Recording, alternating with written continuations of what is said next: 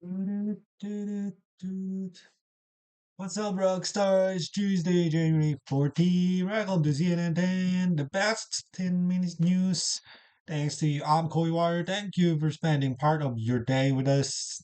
We are starting today in the Big Apple, when New York City readership is aiming to keep us from driving.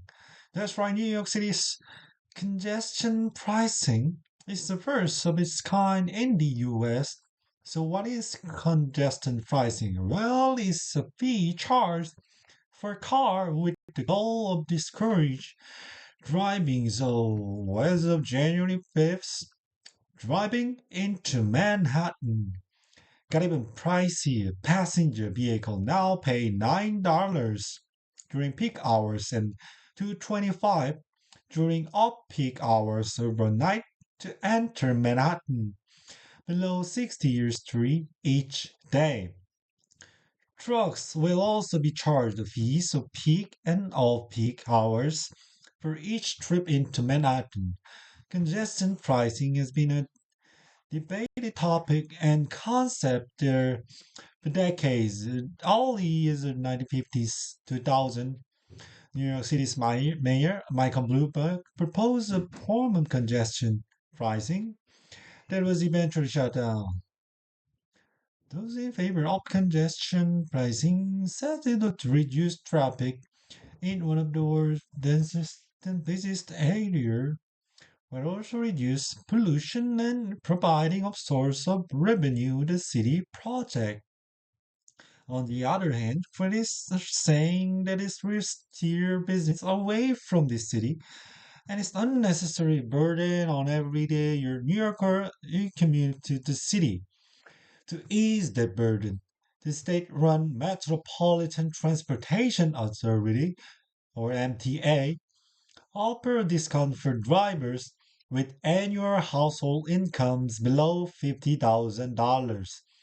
For many people, the plan is not being popular so far.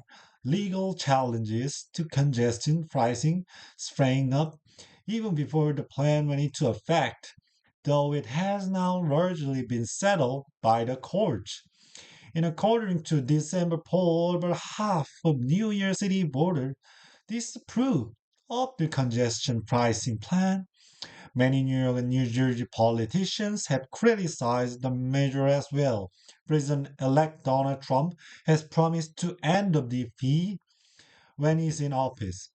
For now, all eyes are on New York as leadership in other congestion cities like Chicago, Boston, and Washington, D.C.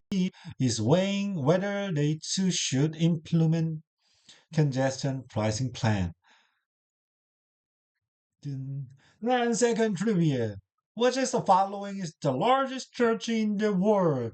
Notre Dame, St. Peter's Basilica, Westminster Cathedral, or Milan Cathedral?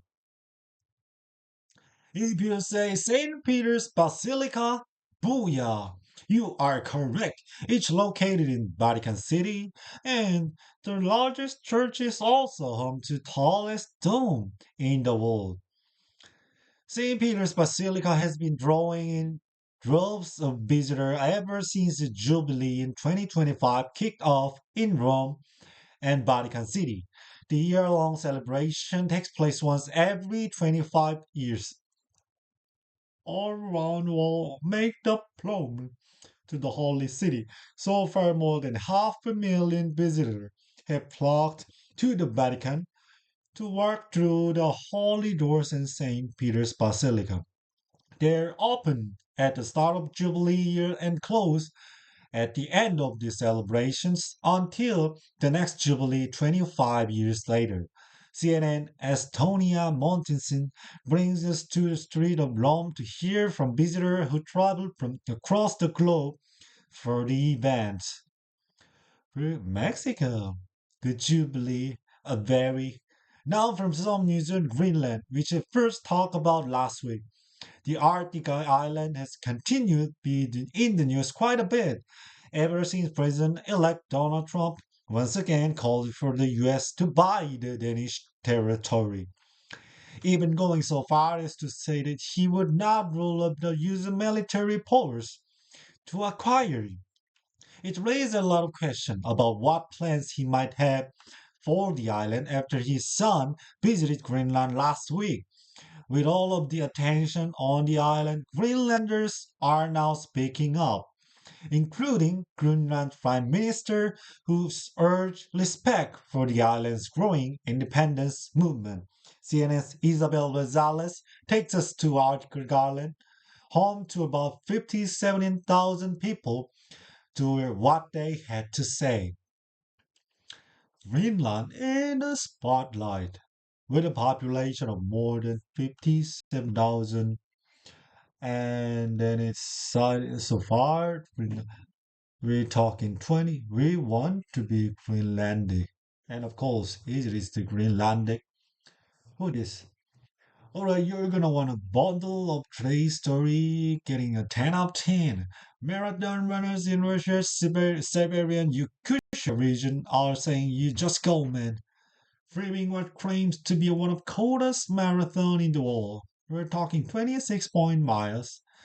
In super freezer temperature, CNN McKenna Edge shows just how cold it was for the runners and for just cheering them on.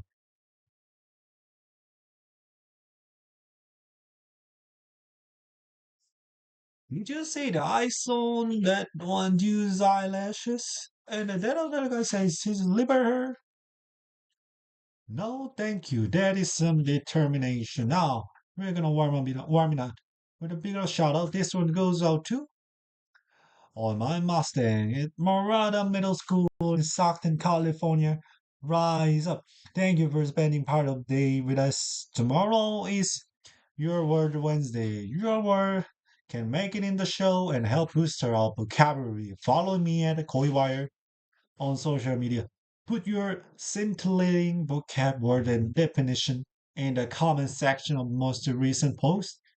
We'll pick up winner to work into tomorrow's show. Have an awesome one, everyone. I'll see you right back here tomorrow on CNN.